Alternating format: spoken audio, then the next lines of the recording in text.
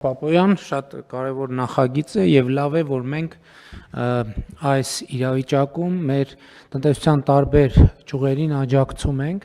բայց ես կարծում եմ, որ այս ողջ process-ը լավ առիթ է, որպեսզի մենք ոլորտների հետ կապված բովանդակային հարցերի նույնպես անդրադառնանք, որովհետեւ ես էլի ուզում եմ հետեւյալի վրա մեր ուշադրությունը հրավիրեմ, որ շատ երկար ժամանակ մենք մեր տնտեսությանը անընդհատ այդ ուղերձը տալիս ենք, որ տնտեսական կապերը պետքա դիվերսիֆիկացնել։ Եվ դիվերսիֆիկացիա իրականում տեղի չի ունեցել հիմնականում եւ չնայած այն բանի, որ կառավարությունը լայն գործիքակազմ է տրամադրել։ Իսկ դիվերսիֆիկացիա տեղի չի ունեցել հիմնականում մի պատճառով, որովհետեւ գնալ դիվերսիֆիկացիայի ճանապարհով նշանակում է գնալ արդյունավետությունը, արտադրողականությունը, ստանդարտները բարձրացնելու ճանապարհով։ Նույն ձկնաբուծական ոլորտի հետ կապված ես ասեմ, ես խնդրել էի Պեկին, ինձ հետաքրքիր էր օրինակ ոլորտը ինչքան հարկ է գեներացնում։ Եվ պարզեցի, որ տարեկան հարկերը ձկան արդյունաբերության 2.5-ից 3 միլիարդ դրամի շրջանակում են տարեկան։ Իսկ եթե հետահայաց նայենք, թե այս ընթացքում ինչ է տեղի ունեցել անգին մի ռեսուրսի արտեզյան ջրավազանի հետ եւ մի կշերքի նժարին դնենք նա, մյուս նժարին դնենք նա, մի սարսափելի պատկեր կստանանք, թե ինչպես ենք մենք մեզ հյուծում, ինչպես ենք մենք մեզ սպառում։ Ես ուզում եմ հիշեցնել, որ նախորդ տարի կամ 2 տարի առաջ մենք փակ ջրի օգտագործման փակ ցիկլի մասին որոշում կայացրինք։ Մեր հարգելի ձկնարտադրողները ցույցեր արեցին եւ այլն, կառավարությունը չտրվեց դրան եւ մենք շարունակ մնացինք այդ որոշմանը, ինչ տեղի ունեցավ հետո։ Մեր հարգելի ձկնարդյունաբերողները դիմեցին դատարան եւ մեր հարգելի դատարանը չեղարկեց այդ որոշումը։ Այսինքն այն որոշումը, որ կառավարությունը, կարծեմ օրենք էինք ընդունել եւ նաեւ որոշում էինք ընդունել, զրոյացրեցին այդ որոշումը, այսինքն ասցին, որ կարող է այդ արտեզյան ավազանը էլի շարունակենք հանել ու լցնել բանով, դրենաժով ուղարկել Հայաստանի Հանրապետությունից դուրս։ Շատ լավ է, որ աջակցում ենք, բայց ես հարցեր ունեմ։ Ինչի է տարեկան հարկային եկամուտը 2.5-ից 3 միլիարդ դրամ։ Ինչի, ես հարցին պետքա պատասխան ստանանք։ Էս ինչ տնտեսության հսկայական ճյուղ է, որ երբեմն ամբողջ կառավարությունը, ամբողջ ազգային ժողովը, բոլորը, ամբողջ մամուլը, բոլորը քննարկում են, բայց իր հարկային արժեքը տարեկան 2.5 միլիարդ դրամ է։ Այս հարցերին մենք պետք է առերեսվենք, ընկերներ, կամ ստեղ ահավոր մեծ ստվեր կա, մենք այս ստվերի հետևից պետք է գնանք, կամ էլ մենք էլի ասում ենք, մենք այսօր ասում ենք, աշխարհի ծովերի, օվկիանոսների եւ գետերի ջրային ռեսուրսների կեսին տիրապետող երկիր մենք ձուկ ենք արտահանում։ Էս ինչ է նշանակում, չէ, լավ է, գոհ եմ, բայց պետք է սրա կշիռը հասկանանք, մենք ինչքան ջուր ենք վատնում, ինչքան ձուկ ենք արտահանում։ Սա ես ասում եմ, այս որոշման ընդունման ոչ թե հեճուկ, ասում եմ շատ լավ է, բայց մենք պետք է այս թեմաների մասին խոսանք։ Երեք մենք խոսում ենք բանի մասին, մի ուրիշ առիթով, խոսում ենք, տեսեք, դիվերսիֆիկացիայի մասին, նույն կոնյակ բրենդի եւ այլն այս պատմությունների մասին։ Եթե մենք ուզում ենք միջազգային շուկա դուրս գալ միջազգային ստանդարտի տրամաբանությամբ, ուրեմն այդ խմիչքը պետք է արտադրվի կաղնե տակառների մեջ։ Հայաստանի Հանրապետությունում մասամբ այդ խմիչքը արտադրվում է կաղնե տակառների մեջ, բայց հիմնականում արտադրվում է մետաղե տարաների մեջ, որի մեջ տեղադրված են կաղնե տախտակներ։ Եվ իմիջիայլոց այդ տարաների մի զգալի մասը մեր լիզինգի ծրագրով է ձեռք բերված։ Այսինքն սրանք այս խնդիրներին մենք պետք է առերեսվենք։ Ես այս դահլիճում քանի անգամ եմ խոսել ստանդարտի մասին։ Տասնյակ անգամներ խոսել եմ ստանդարտի մասին։ Բայց մենք այնց չի, որ ստանդարտի մասին խոսում ենք, դե ասում ենք, գիտեք ինչ, գնացեք ստանդարտ, մենք ասում ենք ստանդարտը սահմանում ենք, ասում ենք Ժողովուրդ ջան, եկեք իրար հետ մենք ձեր կողքը կանգնենք, դուք մեր կողքը կանգնենք։ Ստանդարտի մեջ գնենք։ Էլ չեմ ասում այդ արտադրանքի որակի հետ կապված խնդիրները։ Ինչքանով են իրանք որակական ստանդարտներին համապատասխանում։ Ընդ որում պետք չի ամբողջացնել, որովհետև կան արտադրողներ, որոնք այո, բայց կան արտադրողներ, որոնք ոչ։ Ես օրինակ իմ անձնական փորձը ասեմ, կրքեր կբորբոքեմ դրանով, բայց վաղուց այդ աճեցված ձուկ չեմ օգտագործում։ Շատ վաղուց։ Որտեվ ինձ համար ակնհայտ է, որտեղ խնդիր կա։ Որտեվ նախ պատահում է անբնական ինչ որ ձկան հետ առնչվում ես, դնում ես ճարպերը սենց հոսում են վրայից, ինչ որ տարօրինակ եւ անտրամաբանական։ Այսինքն սրանք հարցեր են, որոնց պետք է անդրադառնանք։ Եվ մենք Հայաստանի ներսում է սննդի որակի հետ կապված խնդիրներին պետք է անդրադառնանք, որովհետև այո, տենց հերթով անցնելով դե շրջակա միջավայրի նախարարությունում դե ասում ենք լավ ոչինչ, եկեք դե մի քիչ սենց գնանք։ Հաջորդ աշխատանքի եւ սոցիալական հարցերի նախարարությունում ասում ենք դե այդ խնդիրը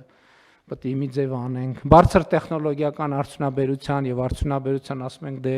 դժվար վիճակները, տենց պատտվելով գնում ենք վերջում հասնում ենք առողջապահության նախարարություն։ Դե ասում ենք եկեք տենանք ոնց ենք այս ամեն ինչի հետևանքները վերացնում։ Հա շատ լավ հասկանում եմ։ Ժամանակ ա եղել, որ մենք բան ենք երել,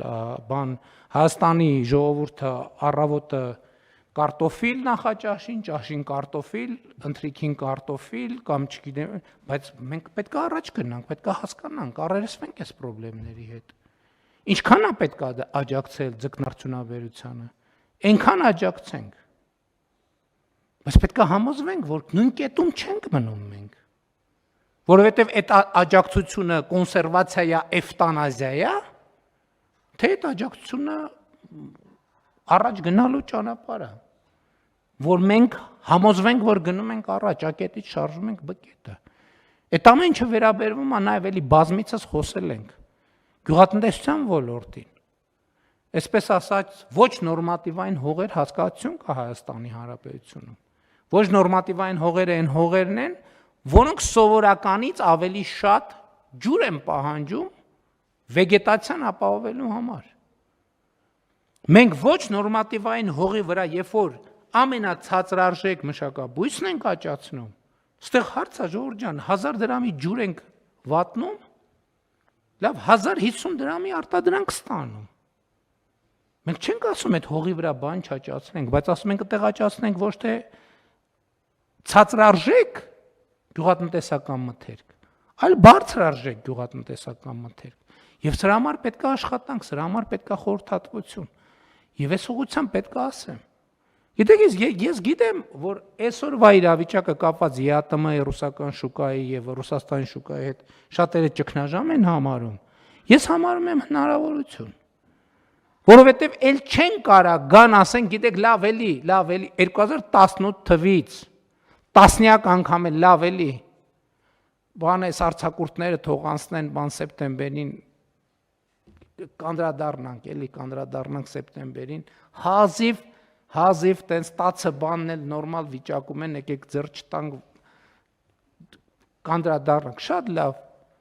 դե արցակուրտները գալիս են հետո ազգային ժողով հարց ու պատասխան մի քիչ ներվայնանալ մոռանալ բան անել հոպ գալիս է նոր տարին դե լավ դե նոր տարին տոները բան մարդիկ առևտուր են անում կոնյակ բրենդի բան առնում են լավ եկեք բան չանենք եւ այլն ու տենց հետո ինչն է գալիս հետո գալիս է զատիկը հետո արցակուրտները նորից սկսում են եւ այլն աջակցենք ինչքան պետք է ու փառք Աստծո մենք այսօր այդ հնարավորությունը ունենք որ աջակցում ենք ու կաջակցենք ինչքան պետք է բայց ես կտրականապես դեմ եմ որ մենք աջակցենք այն ուղղությամբ որը չի տանում զարգացման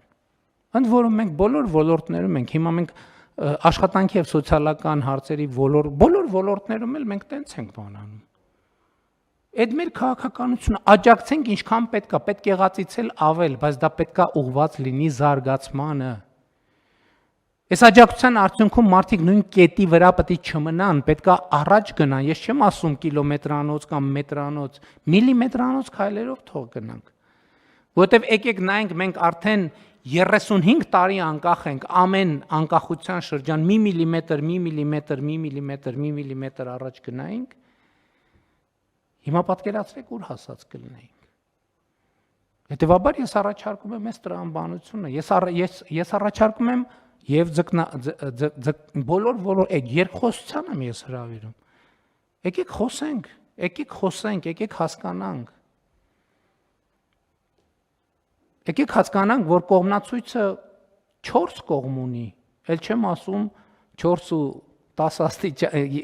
այսինքն այդ կողմերն էլ հլա, այսինքն քառորդ չի էլի։ 4 ուղղություն է, բայց այդ 4 ուղղությունների մեջ 360 աստիճան ազիմուտ կա, չէ՞։ Պետք է տիրապետենք, հնարավոր չի բանին, ասենք կողմնացույցի 1/4-ով բան անել։ Ապրել եւ ամեն ինչը կառուցել այդ 1/4-ի վրա։ Եվ սա վերաբերում է բացարձակապես ամեն ինչին։ Եվ ես առաջարկում եմ, որ պարոն Պապոյան, մենք եւ մեր մյուս գործընկերները, պարոն Խաչատրյան, ովքեր տնտեսության հետ եւ ընդհանրապես ինչի միայն տնտեսության, ամեն ինչի մասին է խոսքը։ Կրթության մասին էլ է խոսքը։ Բացարձակապես ամեն ինչի մասին է խոսքը։ Եվ հետեւաբար աջակցենք եւ կաջակցենք այնքան ինչքան հարկավոր է։